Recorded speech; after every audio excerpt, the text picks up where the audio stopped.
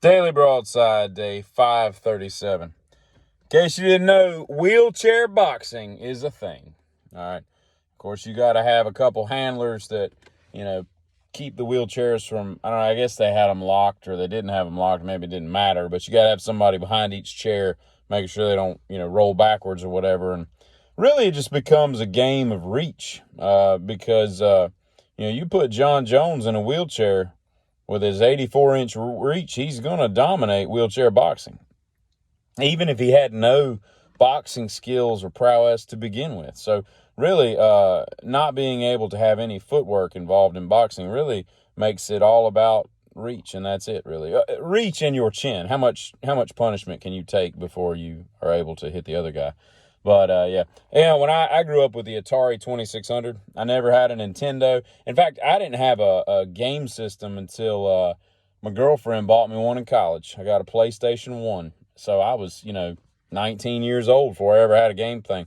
But I say that, a Nintendo version type thing. No Sega Genesis, Dreamcast, none of that crap that all my friends had. But I did have a 2600 Atari. Pong and all those stupid games and whatnot. And I had Frogger. And I was thinking about it the other day. Something popped up about Frogger, and I was like, it doesn't make any damn sense why they chose a frog. I know what it was. I passed a turtle sitting on the side of the road, and it was, gauging whether or not it should go ahead and move. And I'm like, it's a dead turtle, A frog can make it across the street pretty easy. And maybe that's why they chose the frog. But I've never seen a frog crossing the street. I've seen tons of turtles, and I've killed a lot of them. Not intentionally, but, you come around a bend, and bam, there's a turtle, and it's like, it's not that turtle's day. But maybe it was the speed that would have made that gameplay, because you could have had, like, Turbo Turtle, that would have been a better game, just speed up the turtle and all that. But frogs don't make any damn sense because ain't no frog trying to cross the road. I've never seen a frog. You know why? Because they just make it. They can just hop right across the road, takes them like 4 seconds, they're done. Turtle, that's a 4-minute walk, and there's a lot of cars coming.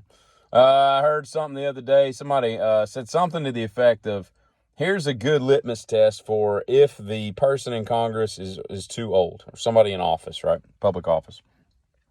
And it was something like, if you have to email them a PDF and they convert it to a forwarded email, and if they can't do that, it's time to go. It's something along those lines, being able to deal with a PDF. And I was like, I'm good with that. I'm okay with that, that kind of litmus test of, whether or not we should, allow them to remain in power, because that just proves that the time has passed them by and it's time to move on. And this comes on the heels of Pelosi announcing that she's going to run again. She's 82, I think.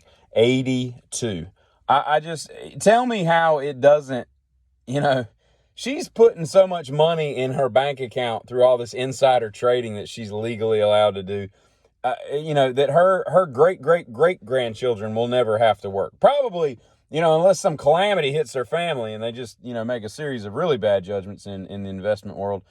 They may never have to work again. They become like, the Kennedys, the Rothschilds, all these people, the DuPont family, all these people will never have to work. None of those people will ever have to work because they've just amassed such a war chest, and everything. But I just couldn't imagine being 82 and going, yeah, I need to work for another like 4-6 years, whatever. I'd be at the house, man.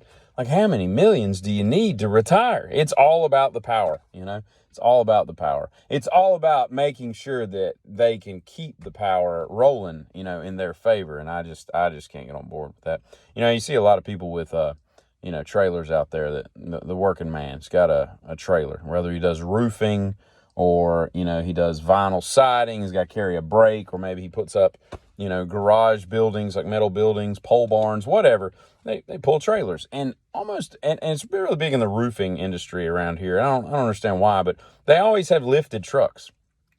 You see this Cummins Ram on 38-inch tires with a 6-inch lift, and it's got a drop hitch of like 17 inches just so the trailer can be somewhat flat.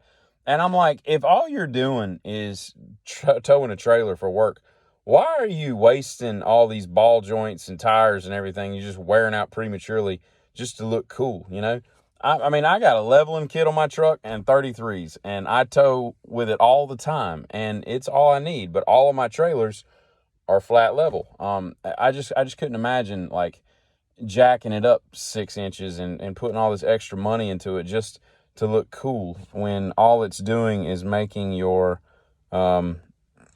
whatever gas mileage and everything just suffer. But anyway, I remember when I was, I think my oldest son was probably like 3 or 4 years old, and went over to my parents' house one Christmas, or prior to Christmas, like the month of December. And I go over there, and they're like, "Yeah, we got the Christmas card, a Christmas." No, I guess it wasn't really a Christmas card. It was just a card saying, "Hey, we're in Arizona, miss you," kind of thing, from my dad's dad. And he was in a saloon in like Tucson area, and he's with his wife, my grandmother, and my aunt and her husband. The four of them are sitting there at a saloon. And I was like, "Oh, that's cool," And my ex grabs the picture and she's like, his balls are showing. And I'm like, I rip it out of her hand and I'm like, what? And sure enough, right under the table, he's wearing these loose fitting shorts and one of his testicles are just hanging out of the pants, right? And I mean, just this big ball just hanging out the side. And we laughed and laughed and laughed. A hearty guffaw was had by all. You know what I mean? And then years later, well, it wouldn't have been that much longer, probably, 2 or 3 years later, the Seinfeld episode came out where Elaine's nipple gets shown. And I'm like, this is the ball picture that my grandfather sent us, And I'm like, and I asked my parents, I'm like, how many people do you think they sent this out to? He's like, who knows, but we can't be the only ones, He's just sending out his ball bag to suburban America and all. And I'm like, I kind of like that, I kind of think it's cool. Because on one level, if he knew it was in the picture and he did it, that's pretty badass. And if he didn't know and just didn't seem to care, that's even more badass. So it's win-win, with the ball picture in the saloon.